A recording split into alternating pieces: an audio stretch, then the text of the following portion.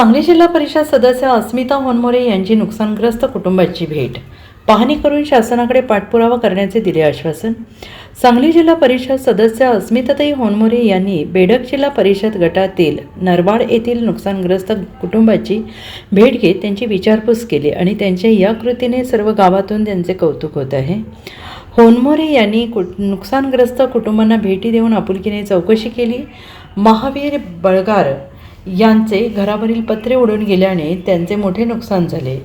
कुटुंब रस्त्यावर आलेलं आहे, परिस्थिती गरीब आहे, त्यामुळे लवकरात लवकर पंचनामे होऊन शासकीय मदत देण्याचा प्रयत्न करणार आहे असा शब्द अस्मिताताई होनमोरे यांनी दिला आहे। तसेच गावातील बाबासाहेब माळी यांच्या द्राक्ष बागेचे मोठे नुकसान झालेले आहे। द्राक्ष हे वार्षिक पीक असल्याने शेतकरी मोठ्या आशेने राबत असतो, मात्र अवकाळी पावसाने क्षणात होत्याचे नव्हते केले। या द्राक्ष बागेत जाऊन होनमोरे यांनी कृषी सहाय्यक अधिकाऱ्यांना फोनवरून माहिती घेतली आणि तातडीनं पंचनामा करण्याचे आदेश दिले। वाऱ्याचा जोर जास्त असल्याने सुनील कमलेकर, तात्यासाहेब पाटील यांचे केळी आणि पपईचे मोठे नुकसान झाले। शेतकऱ्याचे हे नुकसान भरून न येणारे आहे, मात्र शेतकऱ्यांनी खचून नये, आम्ही शेतकऱ्यांसोबत आहोत असा शब्द होनमोरे यांनी दिला। यावेळी सांगली जिल्हा मध्यवर्ती बँकेचे संचालक बाळासाहेब होनमोरे, सरपंच मारुती जमादार, माजी सरपंच MK माळी, विकास सोसायटी चेअरमॅन महेश कांबळे, ग्रामविकास अधिकारी उज्ज्वला आवळे, यात्रा कमिटी अध्यक्ष राजेंद्र बने, मारुती नागरगोजे, माजी चेअरमॅन राजेंद्र बने आदी पदाधिकाऱ्यांसह नागरिक मोठ्या संख्येने उपस्थित होते। मी आता नरवाड या गावी ठिकाणी मी इथं आलेली आहे।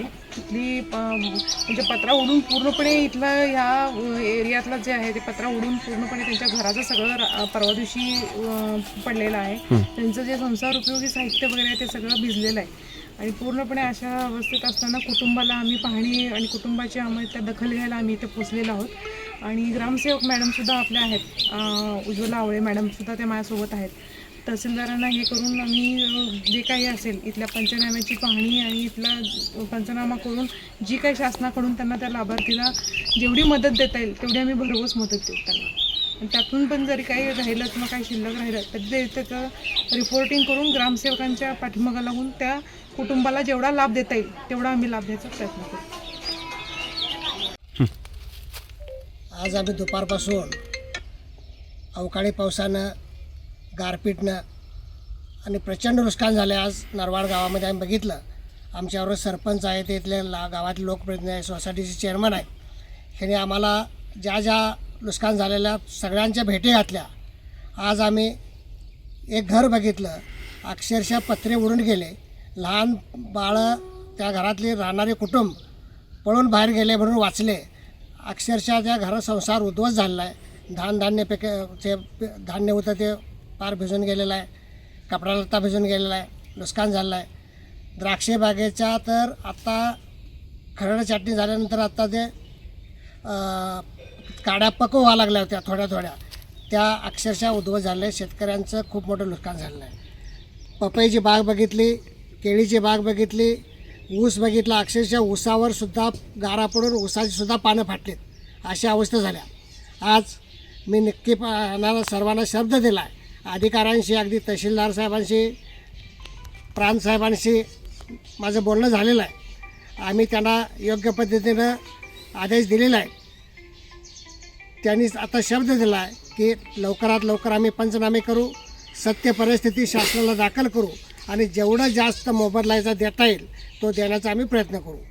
आज बघितलं, आज म्हैसाचं पाणी आल्यामुळे थोडासा शेतकरी उत्साही होता, हातातोंडाला आलेला घास उद्ध्वस्त झालेला आहे। त्यामुळं निश्चितपणानं यांना आधार देण्याचं काम आमचे जिल्हा परिषद सदस्य, या गावचे सरपंच आणि आम्ही सर्वजण लोकप्रतिनिधी करीत आहोत।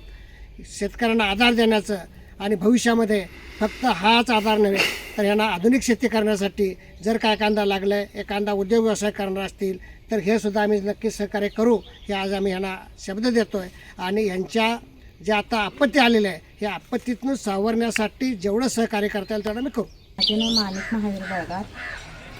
परवा दिवशी 19 तारखेला वारं सगळंच उलटं झालं ते पत्रा सगळा।